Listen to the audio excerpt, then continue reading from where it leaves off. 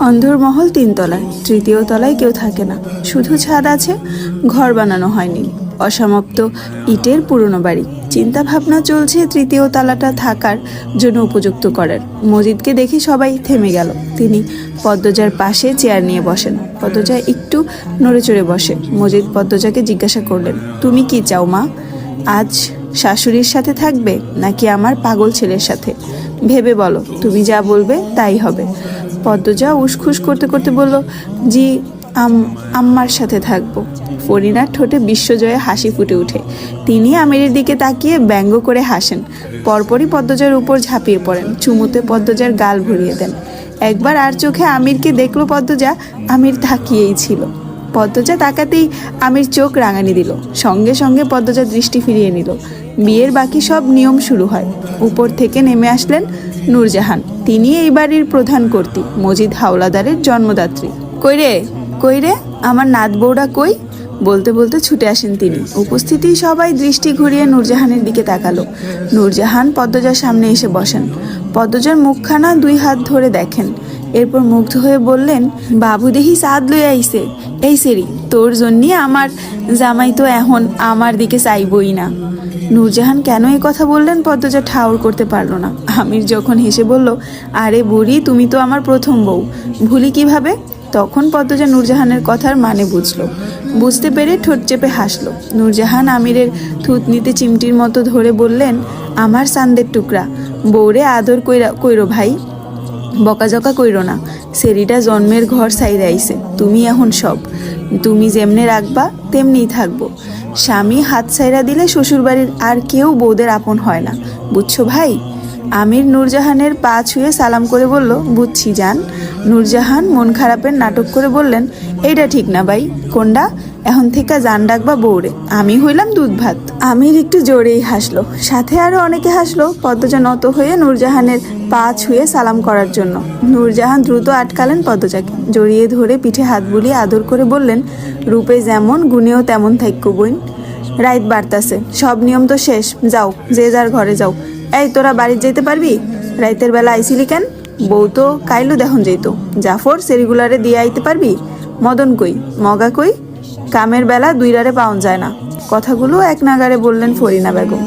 তিনি নূরজাহানের উপস্থিতি যেন উপেক্ষা করতে চাইছেন। মদন ছুটে আসে বাইরে থেকে, মাথা নত করে ফরিনাকে বলল, আইসি খালাম্মা। থাহস কই, যা এদের দিয়ে আয়। আমরার বাড়ির যখন আইসে এরা এখন আমরার দায়িত্বে, সুন্দর করে বাড়ির দিয়ে আইবি। আচ্ছা খালাম্মা, আপারা চলেন। মেয়েগুলো সারাক্ষণ হাসছিল, যাওয়ার সময়ও হাসতে হাসতে গেল। মেয়েগুলোর উদ্দেশ্যে রানী ঠোঁট বাঁকায়, তা খেয়াল করলো রিদওয়ান। সে রানীর মাথায় গাট্টা মেরে বলল, সারাক্ষণ মুখ মুড়াস কেন? একদিন দেখবি আর এই মুখ সোজা হচ্ছে না, বিয়েও হবে না। না হলে নাই, সেলিগুলারে দেখছো বড় ভাই কেমনে হে হে করে হাসতাছিল, তাতে তোর কি? নূরজাহান পদ্মজাকে বললেন, মেলা রাইত হইছে, আয়ো বনু আমার ঘরে আয়ো, আইজ আমার লগে থাকবা। আপনার লগে কেন? পদ্মজায় আমার লগে আমার ঘরে থাকবো। সেইটাই তো কথা হইছে, পদ্মজায়ও এটাই চাই। দেখো বউ, তর্ক কইরো না। নাত বউ আমার পছন্দ হইছে, আমার লগে রাখমু। এই পদ্মজা, তুমি কার লগে থাকবা? ফরিনা কিঞ্চিত রাগান্বিত স্বরে প্রশ্ন করেন। পদ্মজার অবস্থা দরজায় চাপা পড়ার মতো। হে কোন জগতে এসে পড়লো সে? পদ্মজা গোপনে ঢোক গিলল। নূরজাহান আমিরকে আদেশ করলেন, খাড়া রইছস কেন? বউরে কোলে লইয়া আমার ঘরে দিয়া যা। আমির পদ্মজাকে কোলে তুলতে গেলে ফরিনা বললেন, বাবু, আমি তোর মা, তোরে জন্ম দিছি আমি, আমার কথাই শেষ কথা মানবি। আমার স্যারার বউ আমার ঘরে থাকবো, আমার কথা অমান্য করলে জান্নাত পাবি না। নূরজাহান পদ্মজাকে উদ্দেশ্য করে বললেন, দেখছুনি বনু, এমন কইলজা বড় বড় বউ কেউ ঘরে রাহে? আমি মানুষ বালা বইলা এই বউডারে বাইর কইরা দেই নেই, সহ্য কইরা কইরা এখন মরার পথে আছি। তোমাদের কারো সাথে থাকতে হবে না, আমার বউ আমার ঘরে চলুক, বলল আমির। কণ্ঠে তার খুশির মেলা। সুযোগ বুঝে নিজের জিনিস নিজে বুঝে নিতে চাইছে। ফরিনা তীক্ষ্ণ দৃষ্টি নিয়ে আমিরের দিকে তাকান। নূরজাহানকে বললেন, আপনার ঘরেই লইয়া যান। ফরিনার কথা শুনে আমিরের মুখটা ফাটা বেলুনের মতো চুপসে গেল। নূরজাহান হাসলেন, এই হাসি বিজয়ের হাসি। ভাই, বউরে কোলে লইয়াও আমার ঘরে। নূরজাহান বললেন, আমি হেঁটে যেতে পারবো, একটু হাঁটা দরকার, মিনমিনিয়ে বলল পদ্মজা।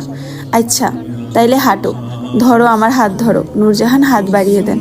পদ্মজা নূরজাহানের হাত শক্ত করে ধরে মৃদু হাসলেন। নূরজাহান এবং পদ্মজার সাথে আমির আসে।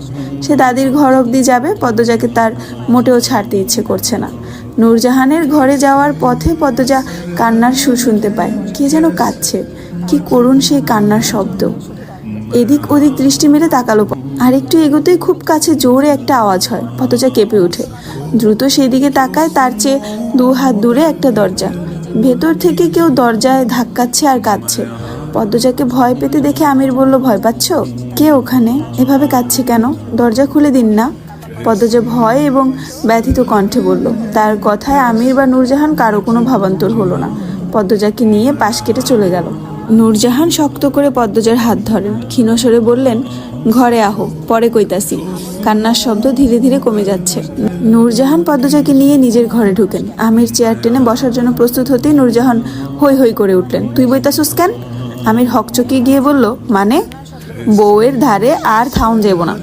আইজা কাল রাত্রি, মুসলমানদের কাল রাত্রি পালন করতে নেই, গুনাহগার হবেন, বলল পদ্মজা। তার মাথা নত। প্রথম দিন এসেই কথা বলা ঠিক হলো নাকি ভাবছে। মুখের উপর কথা শুনে নূরজাহান কড়া চোখে তাকান। পদ্মজার দেখার পূর্বে সেকেন্ড কয়েকের মধ্যে চোখের দৃষ্টি শীতল রূপে নিয়ে আসেন। তিনি পদ্মজাকে প্রশ্ন করলেন, গ্রামের রেওয়াজ ফালাইয়া দেওয়ান যাইব? নূরজাহানের কণ্ঠ স্বাভাবিক। পদ্মজা নির্ভয়ে চোখ তুলে তাকালো, বলল, যা পাপ তা করতে নেই দাদু। জেনে শুনে ভুল রেওয়াজ সারা জীবন টেনে নেওয়া উচিত না। আমার কথা শুনে রাগ করবেন না। তুমি কি আইজা জামাইয়ের লগে থাকতে চাইতেছো? নূরজাহানের কণ্ঠ গম্ভীর। এমন প্রশ্নে পদ্মজা ভয় পেয়ে যায় এবং লজ্জায় হাড়ক্ত হয়ে ওঠে। আমতা আমতা করে বলল, না না না না, এমন কিছু না। পদ্মজা আর চোখে আমিরকে দেখে আবার চোখের দৃষ্টি নত করে ফেলল। আমির নূরজাহানকে জড়িয়ে ধরে বলল, আমি যাচ্ছি বুড়ি। এরপর পদ্মজার দিকে তাকিয়ে হাত নেড়ে কোমল কণ্ঠে বিদায় জানালো, আল্লাহ হাফেজ পদ্মাবতী। পদ্মজা নতজানু অবস্থায় মাথা নাড়ালো। আমির ঘর থেকে বেরিয়ে যায়। পদ্মজা ধীরে ধীরে মাথা উঁচু করে নূরজাহানকে দেখে। ঢোক গিলে বলল, রাগ করেছেন দাদু? নূরজাহান হাসলেন। পদ্মজার এক হাত ধরে বিছানার কাছে নিয়ে যান, বললেন, আমার বইনে তো ঠিক কথাই কইছে, গুসা করতাম কেরে? পদ্মজা স্বস্তির নিঃশ্বাস নিল। নূরজাহান বললেন, তুমি বউ, আমি জ্যোৎস্নার মারে ভাত দেওয়ানের কথা কই আইতাছি। আমি খেয়েছি দাদু, তখন খাওয়ালে নাম্মা। ব্যাগটা কই? শাড়িটা খুললে আরেকটা পরো, সিঁদুর রংটা পরবা। বলতে বলতে নূরজাহান ব্যাগ থেকে সিঁদুর রঙের শাড়ি বের করলেন, পদ্মজার দিকে এগিয়ে দিলেন। পদ্মজা হাত বাড়িয়ে শাড়ি নিল। জানতে চাইল, কোথায় পাল্টাবো? খাড়াও, দরজা লাগাই দেই, ঘরেই পাল্টাও। আমারে শর্মায়ও না বোন, তোমার যা আমারও তা। পদ্মজা শাড়ি হাতে নিয়ে চারপাশে চোখ বুলিয়ে শাড়ি পাল্টানোর মতো উপযুক্ত জায়গা খুঁজতে থাকে। পালঙ্কের পিছনে চোখ পড়ে। পদ্মজা সেদিকে গিয়ে শাড়ি পাল্টে নিল। এরপর নূরজাহানের উদ্দেশ্যে প্রশ্ন ছুড়ে দিল, দাদু, তখন কাঁদছিল কে? নূরজাহান বিছানায় বসতে বসতে জবাব দেন, আমার খলিলের বড় স্যারার বউ। পদ্মজা 2 কদম এগিয়ে আসে, আগ্রহ ভরে জানতে চায়, কেন কাঁদছিল? ওনাকে কি ঘরে আটকে রাখা হয়েছে? বউ, আমার ধারে বউ। পদ্মজা নূরজাহানের সামনে ঝুঁকে বসে। নূরজাহান বললেন, তোমার চাচা হাওড়ের শ্বশুর বড় স্যারার বউ রুম্পার গত বৈশাখে মাথা খারাপ হয়ে গেছে।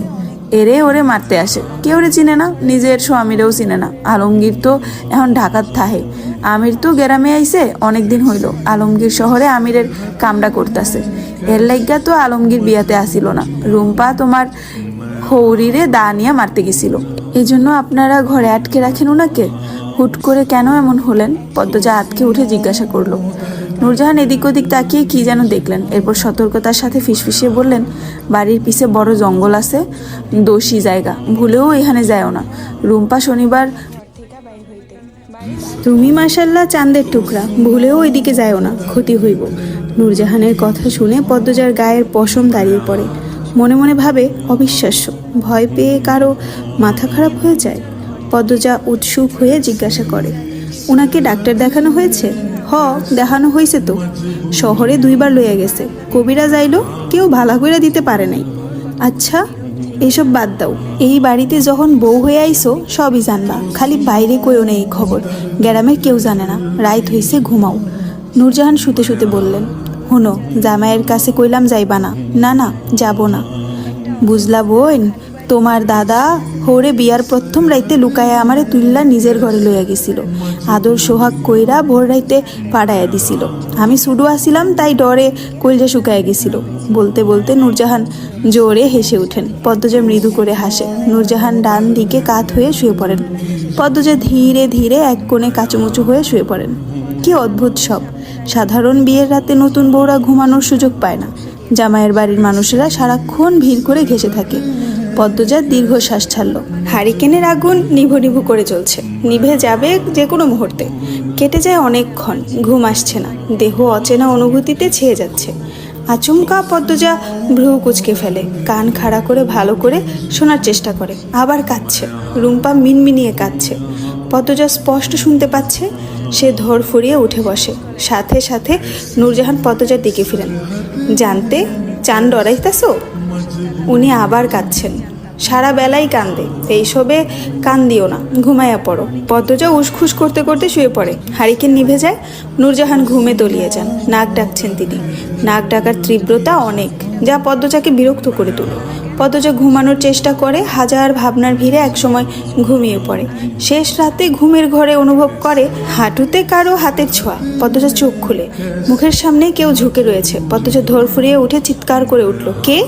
সঙ্গে সঙ্গে পুরুষ অবয়বটি ছুটে বেরিয়ে যায়। পদ্মজা কাঁপতে থাকলো, শরীর বেয়ে ঘাম ছুটছে। ভয়ে ঠোঁট শুকিয়ে কাট। সে নূরজাহানকে ভয়ার্ত স্বরে ডাকে, দাদু, দাদু। নূরজাহান একটু নড়ে আবার ঘুমিয়ে পড়লেন। পদ্মজা আর ডাকলো না। সে ঘন ঘন নিঃশ্বাস নিচ্ছে, নিজেকে সামলানোর চেষ্টা করে। তার চোখের দৃষ্টি দরজার বাইরে। মস্তিষ্ক ভাবছে দরজা তো লাগানো ছিল, বাইরে থেকে কেউ কিভাবে ঢুকলো? নাকি এর মাঝে দাদু টয়লেটে গিয়েছিল? পদ্মজার বুক হাফরের মতো ওঠানামা করছে। সে জিহ্বা দিয়ে শুকনা ঠোঁট ভিজিয়ে নিল। একটু ভয় ভয় করছে। কে এসেছিল? এইভাবে গায়ে হাত দিচ্ছিল কেন? পদ্মজা চোখ খিচে ছি বলে আগন্তুকের প্রতি ঘৃণা প্রকাশ করে। বাকি রাতটুকু আর ঘুম হলো না তার। ভয়টা কমেছে। এই জায়গায় পূর্ণা থাকলে হয়তো পুরো বাড়ি চেঁচিয়ে মাথায় উঠে ফেলতো। পদ্মজা মনে মনে আল্লাহর কাছে প্রার্থনা করে এরকম ঘটনা পূর্ণার জীবনে যেন না আসে। একদম গুড়িয়ে যাবে, উঠে দাঁড়াতে পারবে না। পূর্ণার কথা মনে পড়তে পদ্মজার বুকটা হু হু করে উঠল, কান্না পায়। অন্যদিন পাশে পূর্ণা থাকে, আজ নেই। ফজরের আজান পড়তেই নূরজাহান চোখ খুলেন। বিছানা থেকে নেমে দেখেন পদ্মজা জায়নামাজে দাঁড়ালো মাত্র। তিনি প্রশ্ন করলেন, অজু করলা কই? জি কল পারে। চিনছো কেমনে? পদ্মজা হাসলো, বলল, খুঁজে বের করেছি। নূরজাহান চোখ মুখ শক্ত করে বলেন, নতুন বউ রাইতের বেলা একলা ঘোরাঘুরি কইরা কল খোঁজার কি দরকার আছিল? আমারে ডাকতে পারতা। পদ্মজা মাথা নত করে অপরাধী স্বরে বলল, ক্ষমা করবেন দাদি, কি কাল আইলো। আচ্ছা পড়ো, এখন নামাজ পড়ো। নূরজাহান অসন্তুষ্ট ভাব নিয়ে ঘর থেকে বেরিয়ে যান। পদ্মজার দুই চোখ ছলছল করে ওঠে। যখন টের পেল এক্ষুনি সে কেঁদে দিবে, দ্রুত ডান হাতের উল্টো পাশ দিয়ে চোখের জল মুছে এরপর নামাজে মন দিল। পদ্মজাকে কাতান শাড়ি পরানো হয়েছে। বউ ভাতের অনুষ্ঠান চলছে। সে এক বিশাল আয়োজন। বিয়ের চেয়ে বড় করে বউ ভাতের অনুষ্ঠান হচ্ছে। অলন্দপুরের বাইরে থেকেও মানুষ আসছে পদ্মজাকে দেখার জন্য। আটপাড়ার প্রতিটি ঘরের মানুষ তো আছেই, পদ্মজার চারপাশের মানুষ গিজগিজ। রাতে ঘুম হয়নি। পরনে ভারী শাড়ি, গহনা, এত মানুষ চারদিকে, সব মিলিয়ে পদ্মজার নাজেহাল অবস্থা। মাথা নত করে বসে আছে সে। আপা? পূর্ণার কণ্ঠ শুনে পদ্মজার ক্লান্তি উড়ে যায়। চকিতে চোখ তুলে তাকায়। পূর্ণা, প্রেমা, প্রান্ত ঝাঁপিয়ে পড়ে পদ্মজার উপর। পূর্ণা আওয়াজ করে কেঁদে উঠে, বলল, রাতে আমার ঘুম হয়নি আপা। পদ্মজার গলা জ্বলছে। প্রেমা, পূর্ণা প্রান্তকে দুই হাতে জড়িয়ে ধরে চাপা কণ্ঠে বলেন, আমারও ঘুম হয়নি বোন। আপা চলো, বাড়ি চলো। কাইল যাইব, আইজ না। এখন পদ্মজা আমরার বাড়ির সেরি, লাবণ্য বলল। সে সবেমাত্রই এই ঘরে ঢুকলো। পদ্মজার জন্য খাবার নিয়ে এসেছে। পূর্ণা রাগ নিয়ে বলে, আমার বোন, আমি নিয়ে যাব। আমাদের আপা, আমরা নিয়ে যেতে এসেছি, বলল প্রান্ত।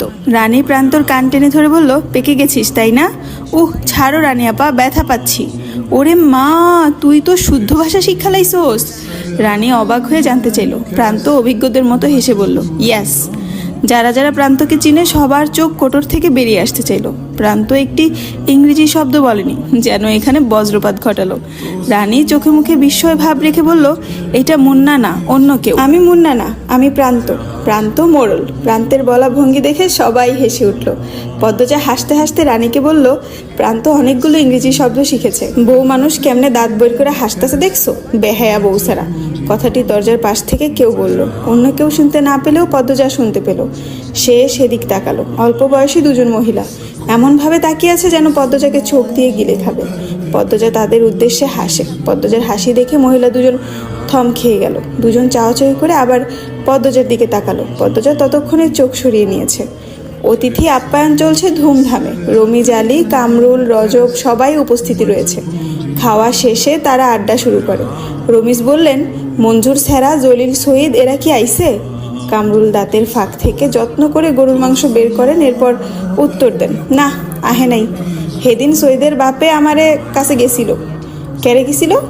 সৈয়দরে যাতে মাতবরের হাত থেকে বাঁচাইয়া দিই। হেরা এখন কই আছে? আছে কোনো হানে, কয়দিন পরপরই তো উধাও হইয়া যায়। এহেনের সেরাদের দায় দায়িত্ব নাই বুঝলা। আমরা যখন 10 বছর তখন খেতে কাজ করতে যাইতাম। কামরুলের কথা উপেক্ষা করে রমিজ অন্য প্রসঙ্গ তুললেন। ক্ষমতা যার বেশি, হ্যার সুখ বেশি। আমার মাইয়াটা নির্দোষ আছিল, তবুও কেমনটা করছিল সবাই। আজ মাতব্বরের সেরা বলে কিছুই হইল না, বদলা আমরা বিয়া খাইতে আইছি। রমিজের অসহায় মুখখানা দেখে কামরুল, রজব, মালিক হো হো করে হেসে উঠলেন। রমিজের দৃষ্টি অস্থির। পেট ভরে খাওয়ার লোভেও এখানে এসেছেন তিনি, নয়তো এখানে আসার এক ফোঁটাও ইচ্ছে ছিল না। পদ্মজা কিছুতেই খেতে পারছে না, অথচ ক্ষুধার পেট চোচো করছে। চোখের সামনে এত মানুষ থাকতে কি খাওয়া যায়? পূর্ণা ব্যাপারটা ধরতে পেরে লাবণ্যকে বলল। লাবণ্য সবাইকে বেরিয়ে যেতে বলে, কেউ শুনে না, তাই সে ফরিনা বেগমকে নিয়ে আসে। ফরিনা বেগম সবাইকে বের করে দরজা ভিজিয়ে দিয়ে যান। ঘরে শুধু রানী, লাবণ্য, পদ্মজা, প্রেমা, পূর্ণা এবং প্রান্ত। পদ্মজা খাওয়ার জন্য প্রস্তুত হয়। পূর্ণা বলে, আপা আমি তোমাকে খাইয়ে দেই। পদ্মজা অবাক হয়ে তাকালো, ঠোঁটে ফুটে উঠে মিষ্টি হাসি। পূর্ণা অনুমতির অপেক্ষা করে না, এক লোকমা ভাত বাড়িয়ে দিল। পদ্মজার 2 চোখ ছলছল করে ওঠে। পূর্ণা কখনো খাইয়ে দেয়নি, এই প্রথম খাওয়াতে চাইছে। পদ্মজা হা করে। লাবণ্য হেসে বলল, আমার এমন একটা বোন যদি থাকতো। আমি তোর বোন না? বলল রানী। লাবণ্য চোখ মুখ শক্ত করে বলল, জীবনে খাইয়া দিছোস, আবার বোন কইতে আইসোস? তুই খাইয়ে দিছোস? পূর্ণা তো ছুটু, তুইও তো ছুটু। আগে পদ্মজা খাওয়াইছে, এরপর পূর্ণা। আচ্ছা ভাত লই আয়, খাওয়াই দিমু। রানী বলল, এখন পেট ভরা? এখন তো তোর পেট নাক সবাই ভরা থাকবো। 2 বোনের ঝগড়া দেখে পূর্ণা, পদ্মজা হেসে ওঠে। কি মিষ্টি দুজন, ঝগড়াতেও যেন ভালোবাসা রয়েছে। লাবণ্যর চেয়ে রানী বেশি সুন্দর, তবে লাবণ্যকে দেখলে মায়া লাগে। লাবণ্য যে রাগী দেখলেই বোঝা যায়। গতকাল কি রাগটাই না দেখালো। ঘরে ঢুকলো আমিরকে দেখে পদ্মজা সংকুচিত হয়ে গেল। রানী প্রশ্ন করলো, এখানে কি দাদা ভাই? পদ্মজাকে নিয়ে যেতে হবে। ও খাচ্ছে? আচ্ছা, খাওয়া শেষ হলে নিয়ে যাব। বলতে বলতে মনে হতেই আম্মা একটু আগেই দেখা গেল। আমির হকচকিয়ে গেল, আমতা আমতা করে বলল, ও তাই নাকি? রানী তীক্ষ্ণ দৃষ্টিতে আমিরকে পরখ করে নিয়ে বলল, দা ভাই মিথ্যে বলছো কেন? মিথ্যে? আমি? অসম্ভব। আম্মা না, দাদু বলেছে নিয়ে যেতে। এই তোরা যা তো, তোদের বান্ধবীরা আসছে। হুদাই ঘ্যান ঘ্যান শুরু করেছিস। লাবণ্য কথা বাড়াতে চাচ্ছিল, রানী টেনে নিয়ে যায়। প্রেমাও বেরিয়ে যায়। তারা বাড়ি থেকে পরিকল্পনা করে এসেছে একসাথে পুরো হাওলাদার বাড়ি ঘুরে দেখবে। পূর্ণা খাইয়ে দিচ্ছে। পদ্মজা আমিরের উপস্থিতিতে বিব্রত হয়ে উঠেছে, খাবার চিবোতে পারছে না। আমির পদ্মজাকে বলল, বড় ভাবি বলল রাতে নাকি ঘুমাওনি? না। হ্যাঁ আসলে ঘুম আসেনি। ঘুমাবে এখন? না না। কি বলছেন? বাড়ি ভর্তি মানুষ। পদ্মজা দ্রুত বলল, আমিরের চোখের দিকে তাকিয়ে। কথা শেষ হতেই চোখ নামিয়ে নিল। আমির বলল, আচ্ছা খাও, আমি আসছি। আপনি কি রাতে দাদুর ঘরে এসেছিলেন? আমির চলে যাওয়ার জন্য দাঁড়িয়েছিল, এই কথা শুনে চমকে তাকালো। পদ্মজার দিকে ঝুঁকে জানতে চাইল, কেন? কেউ কি এসেছিল তোমার ঘরে? আমিরের এমন ছটফটানি দেখে পদ্মজা খুব অবাক হলো। সে অবাক চোখে তাকিয়ে বলল, হ্যাঁ এসেছিল, শেষ রাত্রে। আচ্ছা বলেই হন্তদন্ত হয়ে বেরিয়ে গেল আমির। পদ্মজা পিছনে ডাকলো, শুনলো না আমির। হুট করে আমিরের পরিবর্তন পদ্মজাকে ভাবাতে লাগলো। পদ্মজাকে নতুন করে আবার সাজানো হয়েছে। বাসর রাত নিয়ে হাওলাদার বাড়ির হাজারটা রীতি, সেসব পালন হচ্ছে। পদ্মজার নিয়ম রীতি পূরণ করছে ঠিকই, তবে মন অন্য জায়গায়। বিকেলে সে দেখেছে আমির রিদওয়ানের পাঞ্জাবির কলার 2 হাতে ধরে কিছু বলছে, খুব রেগেছিল। তবে কি রিদওয়ানি এসেছিল রাতে? ও বউ উড়ো, এখন ঘরে গিয়া খালি 2 জনে মিল্লা 2 রাকাত নফল নামাজ পইরা লইবা।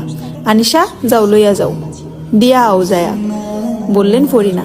পদ্মজা কল্পনার জগৎ থেকে বেরিয়ে বাস্তবে ফিরে আসে। খলিল হাওলাদারের 2 মেয়ে শাহানা, শিরিন এবং আনিশা পদ্মজাকে নিয়ে 2য় তলায় উঠে। আমিরের ঘরে ঢুকতে আর কয়েক কদম বাকি। পদ্মজা ঘোমটার আড়াল থেকে চোখ তুলে তাকায়। দরজা গোলাপ ফুল দিয়ে সাজানো, টকটকে লাল গোলাপ। হাওলাদার বাড়ির গোলাপ বাগান অলন্দপুরে খুবই জনপ্রিয়। পদ্মজার শুভ্র শীতল অনুভূতি হয়। কত সুন্দর দেখাচ্ছে। ঘরে ঢুকতেই তাজা গোলাপ ফুলের গানে শরীর মন অবশ হয়ে আসে। শুধু বিছানা নয়, পুরো ঘর লাল গোলাপ দিয়ে সাজানো। শাহানা পদ্মজাকে বিছানায় বসিয়ে দিল, এরপর বলল, ডরাইবা না, রাইডটা উপভোগ করবা। এমন রাইড জীবনে একবারই আসে। পদ্মজার লজ্জায় মরিমরি অবস্থা, সারা দেহ যেন গরম ধোঁয়া বের হচ্ছে। আনিশা সবকিছু ঘুরে ঘুরে দেখছে। এক সময় বলল, আমার বাসর রাতটাও হুবহু এরকম ছিল। চারদিকে গোলাপের গ্রান, ফুলের গ্রানে ভালোবাসা আরো জমে উঠেছিল। এই বাড়ির বউদেরই কপাল, আমরা এই বাড়ির সেরি হয়েও জামাইয়ের বাড়ির বাসর রাইতের ঘর কাগজের ফুল দিয়ে সাজানি দেখতে হইছে, বলল শিরিন। আনিশা কণ্ঠে অহংকার ভাব নিয়ে অদ্ভুত ভঙ্গিতে বলল, এইসব পেতে যোগ্যতা লাগে, যোগ্যতা ছাড়া ভালো কিছু পাওয়া যায় না। আমি উচ্চশিক্ষিত এবং সুন্দরী ছিলাম, ভালো কিছু পাওয়ার যোগ্য ছিলাম, তাই পেয়েছি। আর পদ্মজা যথেষ্ট সুন্দরী, গ্রামে থেকেও পড়ালেখায় খুব ভালো, তাই সেও যোগ্য। তোমাদের না আছে পড়াশোনা, না আছে কোনো ভালো গুণ, গায়ের রঙও ময়লা, কাগজের ফুলই তোমাদের জন্য ঠিক ছিল। আনিশার কথাগুলো শুনতে পদ্মজার খুব খারাপ লাগে। কোনো মানুষকে এভাবে বলা ঠিক না। শিরিন হৈ হৈ করে উঠল, এই রূপ বেশি দিন থাকবো না ভাবি, এত তেমাক ভালা না। বিয়ার এতদিন হইছে, একটাও বাচ্চা দিতে পারছো? পারো নেই, তাইলে এই গরিমা অহংকার দিয়ে কি হইব? সন্তান ছাড়া নারী শোভা নাই। আনিশা রেগে মেগে ফুঁসে উঠে, গলা উঁচু করে বলে, সমস্যা আমার নাকি তোমাদের পেয়ারে ভাইয়ের, সেটা খোঁজ নাও আগে। আমি এক্ষুনি জাফরকে সব বলছি। এতদিন পর বাড়িতে এসেছি এসব নোংরা কথা সহ্য করতে না, অপমান সহ্য করতে। কালই চলে যাব আমি। আনিশার আগে কাঁদতে কাঁদতে বেরিয়ে যায়। পদ্মজা হতবাক। শাহানা শিরিনকে ধাক্কা দিয়ে বলল, এত কিছু কেন কইতে গেলি? জানোস না এই সিরি কেমন? আমি হের বড় হইয়াও হেরে কিছু কই না। এখন আরেক ভেজাল হইব, যা হওয়ার হইয়া যাক। আমারে কেমনে পায়ে ঠেলতাছিল দেখো নাই? এটা তো আমার বাপের বাড়ি। এত কথা কেন শুনতে হইব? শিরিনের কণ্ঠ কঠিন। সে আজ এর শেষ দেখেই ছাড়বে। নতুন বউটার সামনে এমনটা না করলেও হইতো। ও পদ্ম, তুমি বেজাই হইও না, এরা সবসময় এমনি লাইগা থাহে। পদ্মজা হাসার চেষ্টা করে। শাহানা দরজার বাইরে তাকিয়ে দেখে আমির আসছে নাকি। রাত তো কম হলো না। শাহানা আরো অনেকক্ষণ সময় নিয়ে পদ্মজাকে বুঝালো কি কি করতে হবে, কিভাবে স্বামীকে আঁচলে বেঁধে রাখতে হয়। পদ্মজা সব মনোযোগ সহকারে শুনে নিল। আমির ঘরে ঢুকতেই শাহানা শিরিন বেরিয়ে গেল। আমির দরজা লাগিয়ে পালঙ্কর পাশে এসে দাঁড়ায়। পদ্মজা পালঙ্কে থেকে নেমে আমিরের পা ছুঁয়ে সালাম করে। আমির দুই হাতে পদ্মজাকে আঁকড়ে ধরে দাঁড় করায়। অনুভব করে পদ্মজা কাঁপছে। প্রচন্ড শীতে মানুষ যেভাবে কাঁপে ঠিক তেমন। আমির দ্রুত ছেড়ে দেয়, বলে, পানি খাবে? পদ্মজা মাথা নাড়িয়ে জানায় সে পানি খাবে। আমির এক গ্লাস পানি এগিয়ে দেয়। পদ্মজা এক নিঃশ্বাসে ঢক ঢক করে পানি শেষ করে। সারা শরীর কাঁপছে। শাহানা শিরিন বের হতেই বুকে হাতুড়ি পেটা শুরু হয়। ঘরে 4টা হারিকেন জ্বালানো, এদিকে চোখ যায় সেখানেই গোলাপ ফুল। ফুলের ঘ্রাণে চারদিক মৌ মৌ করছে। এমন পরিবেশ বিয়ের প্রথম রাতের পর পুরুষকে স্বামী রূপে দেখা কোনো সহজ অনুভূতি নয়। আমির গ্লাস নিতে এগিয়ে আসলে পদ্মজা আটকে উঠে, এক এক কদম পিছিয়ে যায়। আমির একটু শব্দ করেই হাসে। পদ্মজা ভীতু ভীতু চোখে তাকায়। আমির বলে, হাতে গ্লাস নিয়ে সারাটা রাত কাটাবে? দাও আমার কাছে। আমির গ্লাস টেবিলের উপর রেখে আসে। পদ্মজা পালঙ্কের এক কোণে চুপটি করে বসে আছে। তার ডান পা অনবরত কাঁপছে। মনে মনে দোয়া করছে মাটি যেন ফাঁক হয়ে যায় আর সে তার ভিতরে ঝাঁপ দিয়ে পাতালে হারিয়ে যেতে চায়, নয়তো লজ্জা আড়ষ্ঠতায় প্রাণ এক্ষুনি গেল বুঝি। আমির দূরত্ব রেখে পদ্মজার সোজাসুজি বসে। পদ্মজার এক পা যে কাঁপছে স্পষ্ট দেখা যাচ্ছে। তার দৃষ্টি অস্থির, একদিক ওদিক তাকাচ্ছে। আমির মজা করে জানতে চাইল, পালানোর পথ খুঁজছো নাকি? না না তো, বলল পদ্মজা। তাহলে কি খুঁজছো? পদ্মজার নিরুত্তর রইল। আমির পদ্মজার আরো কাছে এসে বসে এক হাত পদ্মজার হাত ছুতেই পদ্মজা ও মাকু করে চিৎকার করে উঠল। আমির পদ্মজার আকস্মিক চিৎকারে থতমত হয়ে গেল। পদ্মজা ভয়ে ঢোক গিলে। সময়টা যেন যাচ্ছেই না। সে যদি পারতো পালিয়ে যেত। ভয়ঙ্কর অনুভূতিদের খেলা চারদিকে। আমির হা করে পদ্মজার দিকে অনেকক্ষণ তাকিয়ে থাকে। এরপর দূরে গিয়ে বসে। পদ্মজাকে বলল, আমার সাথে সহজ হওয়ার চেষ্টা করো, আমার দিকে ফিরে বসো, গল্প করি। পদ্মজা আমিরের দিকে ফিরে বসে, তবে দৃষ্টি বিছানার চাদরে নিবদ্ধ। আমির প্রশ্ন করে, আমার সম্পর্কে কতটুকু জানো? খুব কম, মিনমিনিয়ে বলল পদ্মজা। আমি তোমার চেয়ে 12 বছরের বড়, জানো? এখন জানলাম। তবে আপনার আচরণ ছোটদের মতো। পদ্মজা মৃদু হেসে আমিরের চোখের দিকে তাকিয়ে বলল। আমির বলল, আমার চরিত্রের বৈশিষ্ট্য আরও আছে। বুঝতে পেরেছি, আপনার কথাবার্তা এখন বড়দের মতো মনে হচ্ছে। ঢাকা আমার ব্যবসা আছে, শুনেছি। আমার সাথে তোমাকেও ঢাকা যেতে হবে। আচ্ছা, এই বাড়ির চেয়ে বিশাল বড় বাড়িতে আমি একা থাকি। যতক্ষণ বাইরে থাকবো তোমাকে একা থাকতে হবে, ভয় পাওয়া যাবে না। আমি ভয় পাই না। আমাকে তো ভয় পাচ্ছ। আমির হেসে বলল। পদ্মজা নিরুত্তর। কথা বলো। কি বলবো? আচ্ছা আসো, একটা মজার খেলা খেলি। পদ্মজা উৎসুক হয়ে তাকালো। আমির বলল, দুজন দুজনের চোখের দিকে তাকিয়ে থাকবো, যার চোখের পলক আগে পড়বে সে হেরে যাবে। পদ্মজা খেলতে রাজি হয়। এই খেলাটা সে পূর্ণার সাথেও খেলেছে। পদ্মজা অনেকক্ষণ এক ধ্যানে তাকিয়ে থাকতে পারে, তাই তার আত্মবিশ্বাস আছে সেই জিতবে। বরাবরই জিতে এসেছে। আমির 1 2 3 বলে খেলা শুরু করে। একজন আরেকজনের দিকে তাকিয়ে থাকে এক ধ্যানে। পদ্মজা খুঁটিয়ে খুঁটিয়ে আমিরকে পরখ করে। আমিরের চুল খাড়া করে উল্টা দিকে ফিরানো, থুতনির নিচে কাটা দাগ, গালে হালকা দাড়ি, শ্যামলা গায়ের রং, ঘন ভ্রু, চোখের পাপড়ি পড়েছে সাদা পাঞ্জাবি।